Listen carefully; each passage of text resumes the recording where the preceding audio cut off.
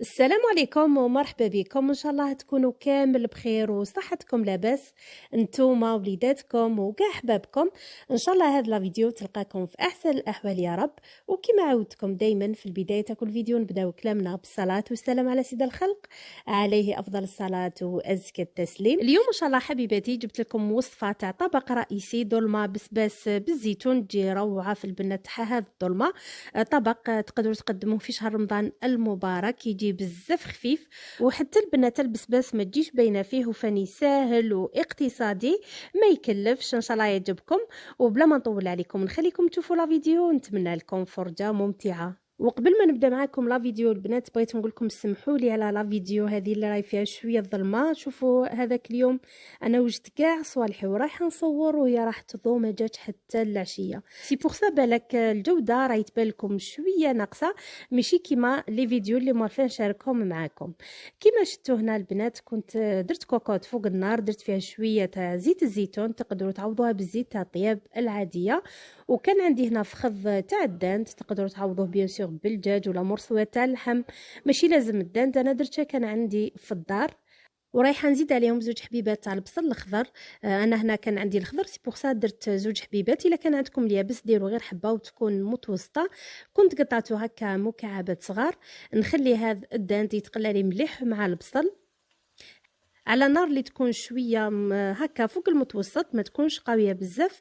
نخلي حتى كي هذاك الداند تتبدل لا كولور تاعو والبصل ثاني يذبل ويطلق الماء تاعو. نزيد زوج حبيبات تاع الزروديه اللي كنت قطعتهم هكا دي رونديل. الزروديه هنا قطعتها بهذيك القطعه اللي تجي شويه مبرجه، تقدروا تقطعوها غير بالمساعدي.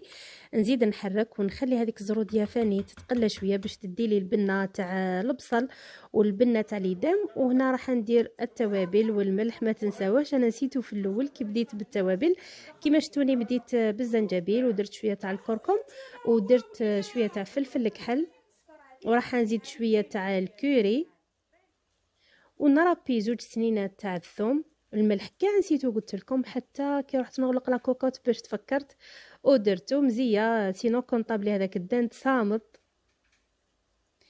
هنا بعد ما ربيت هذيك السنينه ولا زوج سنينات تاع الثوم كانوا شويه صغار، راح نزيد نحرك ونزيد نخليهم يتقلاو شويه، ومن بعد نمرق بالماء اللي يكون سخون. انا هنا راح ندير الكميه اللازمه، نمرق ضربه واحده ماشي في كل مره، راح نزيد الماء هكا باش هذاك الداند ما يسماتش.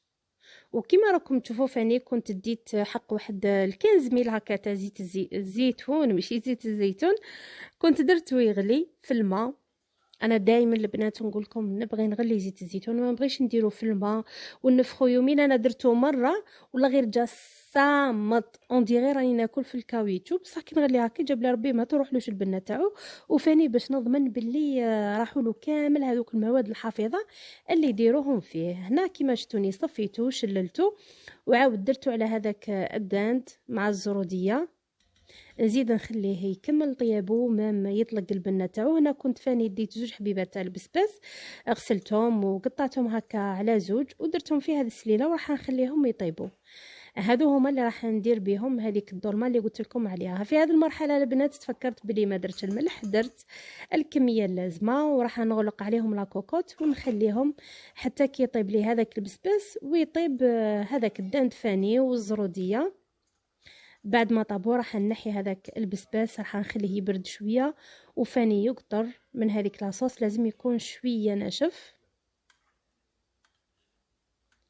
الدند هنا كان شويه خاصو طياب، زدت غلقت عليه باه يكمل طيابو.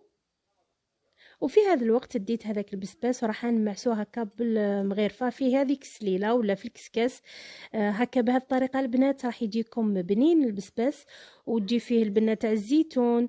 سي بوغ سا قلت لكم هذه الظلمه ما تجيش فيها البنه تاع البسباس، البنه تاعو كامل تروح كي طيبنا هكا في لاصوص مع هذاك الزيتون صافي البنه تاعو كامل تغطات بالبنه تاع التوابل وتاع الدند وتاع الزيتون. سورتو الزيتون كيكون هكا البنه تاعو قاطعه.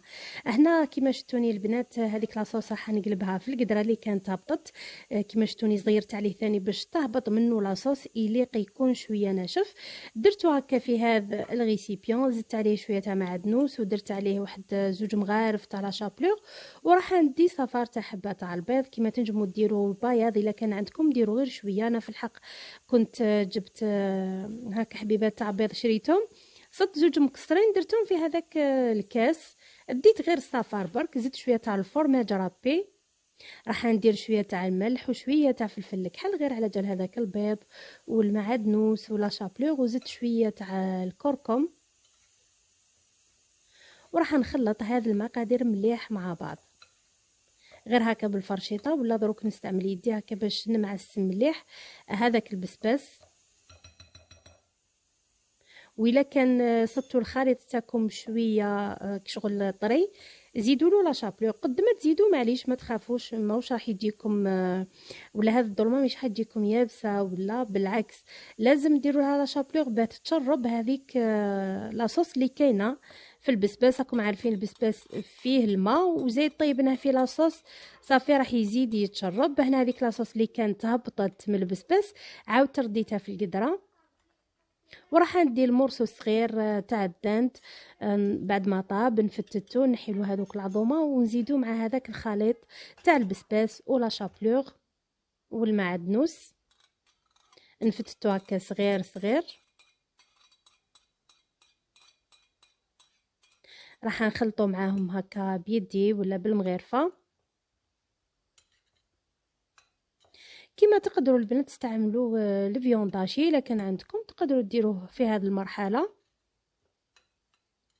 باغ اكزومبل يكون عندكم غير فخيط تاع دجاج مع شويه تاع فيونداش، يكون عارفين في رمضان دائما عندنا هذوك الكميات القلاله هذوك، ودي فوا نبغوا زعما منهم نديروا ان بلا تقدروا تستعملوا هنا الفيونداشي، ديروا غير هكا واحد الكميه قليله، واحد حق 30,000 ولا ماشي بزاف.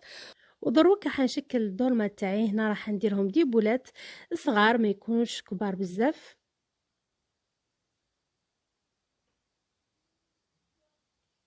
كيما راكم تشوفوا زوج حبات تاع بسباس وشويه تاع الدند، وداروا لي طبق بزاف هايل وبنين وكميه لبس بها تاع الدولمه، وغير من زوج حبات تاع البسباس. انا في الحق ما بغيتش نكثر باسكو ولادي ماهمش مالفين ياكلوا البسباس ولا غير كلاوه، تامنوا ولا غير كلاوه تلمو عجبتهم هذا الدولمه وما حسوش كامل بالبسباس كلاوه، وعاد ندمت اللي ما كثرت.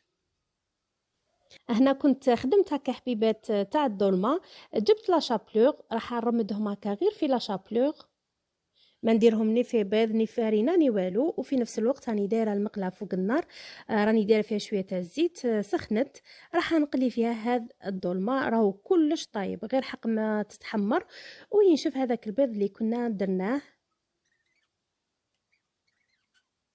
نخليهم يتحمروا مليح من كاع الجهات، ومن بعد كي نحيهم المقله نحطهم هكا في طبسي اللي نكون دايره فيه ورق ماس هكا بيتشرب لي كامل هذاك الزيت الزايد. كيما شتوني ما درتهمش في البيض، رمتهم غير في لاشابلور وما تخافوش ماهمش رايحين ينحلوا. هنا راح ندريسي الطبق تاعي، نحط هذوك الاطراف تاع الداند في الوسط مع لاصوص بالزيتون والزروديه، ومن بعد ندير هذوك لي بولات ولا الدولمه تاع البسباس نديرها هكا صاير داير. سمحوا لي شوفوا الاضاءه الطبق بها موش كاع يشهي، بصح بقيت نشوف قلت هو هذا الطبق لازم يخرج برا ويتصور في الضوء تاع ربي باش تجي باينه الصوره تاعو باش يجي باين، باسكو هنا راهو كارثه. وراكم شفتوه في البدايه تاع الفيديو كان طبق شهي وجا هايل، مام في البنه جا بزاف بنين. هنا البنات لاصوص الا كان بغيتوها تكون قليله ممكن تخلوا الزيتون تاعكم بعد ما يطيب هذاك اللحم تنحوه وتخلوا لاصوص تتجمر هكا باش تنقص وتعقد. انا ولادي يبغوا لاصوص يموتوا على التغماس. هذا هو الطبق تاعنا تاع اليوم. قلت لكم خرجته برا وصورت لكم هذه اللقطه، وزدت له شويه تاع المعدنوس من الفوق. تقدروا ثاني تزينوه ببراج تاع القارص. ان شاء الله يكون عجبكم وان شاء الله تجربوه وتعطوني رايكم فيه هنا في التعليقات. ولا كان صورتوه فاني ما تنساوش كي ديروا وصفاتي صوروهم بعثوا لي التصاور على لاباج تاع الانستغرام اللي راهي تبان قدامكم هنا. حبيباتي ما بقى لي غير نقول لكم تهلاو بزاف في روحتكم سورتو في صحيحتكم. الى الملتقى الفيديو الجاي ان شاء الله. استناوني عندي وصفه بزاف شابه تاع بريك في الفوق بطريقه مختلفه سهله راح تختصري بها بزاف الوقت في رمضان. ان شاء الله حتى هي تعجبكم. واي وحده فيكم وصلت معايا هنا لافين تاع هذا الفيديو نقول لك يعطيك الصحه اللي عطيتيني من وقتك، وسمحي لي الا كان طولت عليك. ونتلاقاو الفيديو الجاي ان شاء الله، ومع السلامه.